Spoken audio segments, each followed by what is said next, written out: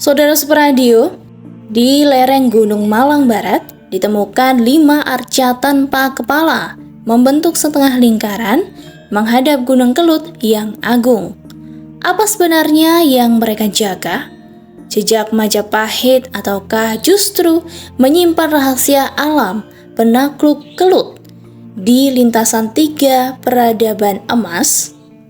Saksikan video ini sampai selesai dan jangan lupa like, komen, subscribe, dan nyalakan lonceng notifikasi agar tak ketinggalan info menarik lainnya.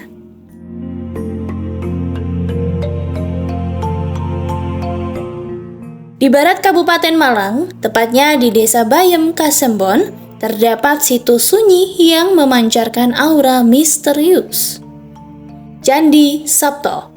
Meski disebut candi, yang tersisa di lokasi ini bukanlah bangunan megah, melainkan barisan arca kuno bernuansa Buddha yang kental. Letaknya sekitar 54 km dari Kota Batu, di tengah area seluas 500 meter persegi yang dibatasi perdu alami dan pintu masuk sederhana di sisi barat. Yang mencolok dari situs ini adalah 5 arca besar tanpa kepala yang tersusun membentuk setengah lingkaran. Seluruhnya menghadap ke Gunung Kelut, gunung berapi aktif yang sejak lama dianggap sakral.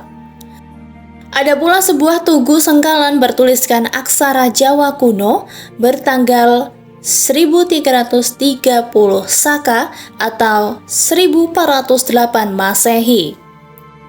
Menandai masa pemerintahan Raja Wikramawardhana dari Kerajaan Majapahit.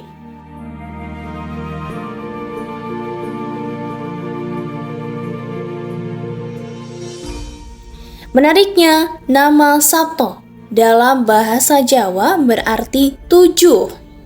Sementara arca yang kini tersisa hanya 5 dan semuanya dalam kondisi tak utuh.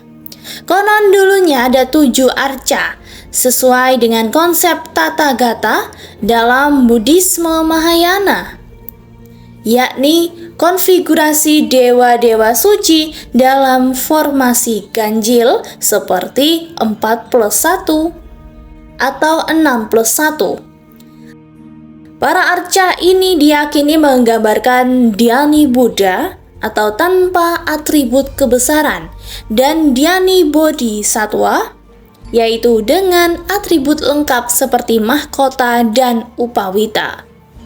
Formasi arca tersebut dengan arah hadap ke barat dan letak tepat menghadap Gunung Kelut menguatkan dugaan bahwa situs ini dulunya difungsikan sebagai penjaga spiritual Gunung Kelut, mirip dengan Candi Bocok di wilayah yang sama.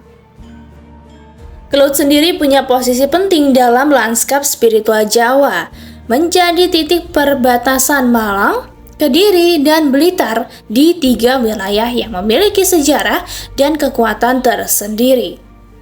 Di area situs, kita juga dapat melihat struktur lantai bata merah kuno yang unik, jauh lebih besar dari bata modern.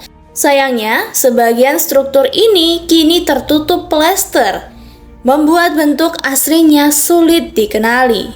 Dari cerita warga setempat, Candi Sabto disebut sebagai tetengger atau tanda yang ditinggalkan oleh petinggi Majapahit ketika singgah di wilayah ini. Ada pula legenda tentang Kerajaan Pandegiling, sebuah kerajaan tak kasat mata yang konon hanya bisa dilihat oleh orang-orang tertentu. Meskipun sebagian besar bangunan tak lagi tersisa, keberadaan arca, tumpukan batu bata, dan narasi turun-temurun menjadikan Candi Sabto bukan sekedar situs arkeolog, tapi juga jendela menuju masa lalu antara sejarah Majapahit, kepercayaan Buddhisme Mahayana, dan kearifan lokal yang masih hidup hingga hari ini. Kalau menurut Anda, apa sebenarnya makna di balik arca-arca tersebut? Tulis pendapatmu di kolom komentar ya, saudara.